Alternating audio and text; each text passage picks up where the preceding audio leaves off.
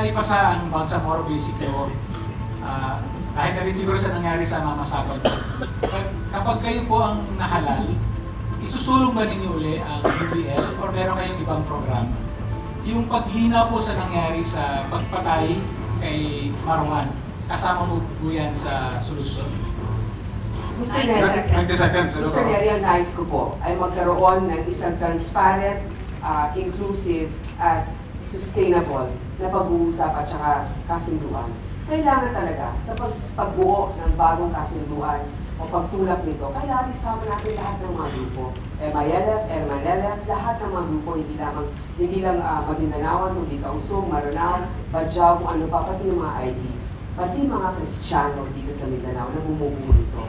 Pangalawa, habang nag-uusap tayo, kailangan ay sundan natin ito ng mga proyekto para sa Mindanao. Ako po ay isa sa mga gusto magtulak talaga na magkaroon tayo ng Mindanao Rail. Noong 1992 pa po ito pinag-uusapan, siguro nasa lagpas 70 billion ito, kaya na natin ito tugunan sa mga panahon na ito. Kailangan rin natin ayusin ang problema sa kuryente dito sa Mindanao. Kailangan natin i-rehabilitate ang Angus at Pulangi Dam sapagkat ito po ay heavily silted na. Ibis na 900 megawatts, nagiging 600 megawatts of power lamang ang ibibigay dito. Importante na magkaroon ng trabaho dito sa Mindanao. Kaya nga po sa aming budget, kasama dyan ang infrastruktura, 2,000 kilometers na kailangan natin pasimento at ipaayos, magbibigay ng temporary na trabaho, pero pagkatapos nun, mahihikayat natin ang turismo at ang mga mamumuhunan dito na pumunta dahil mas maayos na mga kalsada. Kasama sa usap ng kapayapaan ay development.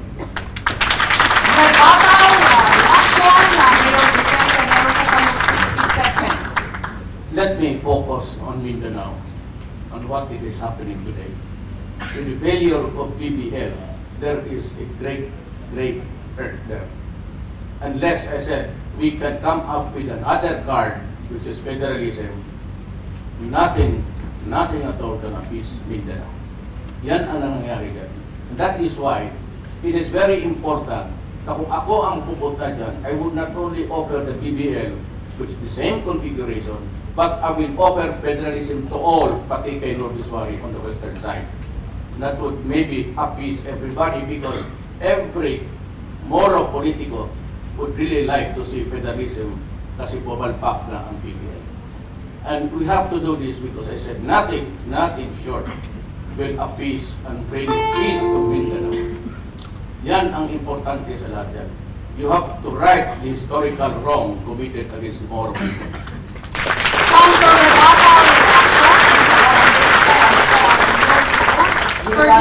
Ginagalang po sinasabi ni Mayor Duterte, talagang kailangan pag-usapan natin kung makakabuti yung federalismo sa ating bayan. Ang pinakamalapit na example ng federalismo ay ang ARM.